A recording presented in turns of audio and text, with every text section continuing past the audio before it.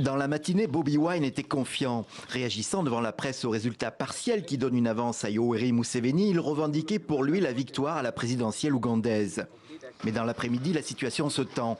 Il se retrouve cerné chez lui par des militaires en tenue.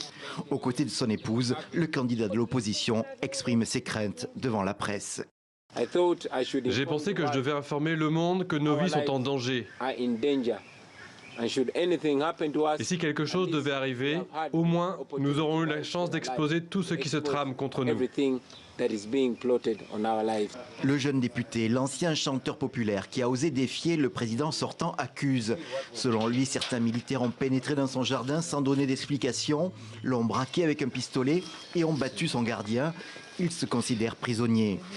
Cette opération d'intimidation est révélatrice de la tension qui a saisi Kampala, la capitale ougandaise, au lendemain du scrutin.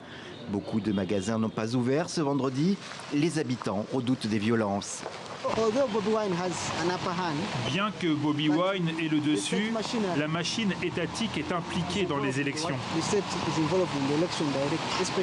Et surtout l'armée. Ils ne peuvent pas accepter de le proclamer vainqueur. Pendant ce temps, la commission électorale continue à donner des résultats partiels. Au dernier décompte, Yoweri Museveni est en tête avec plus de 62% des voix. Les résultats définitifs sont prévus pour samedi après-midi.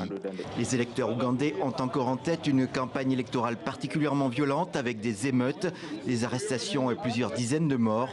Ils sont peu à croire que Yoweri Museveni, au pouvoir depuis 35 ans et qui brigue un 6e mandat, soit prêt à passer la main.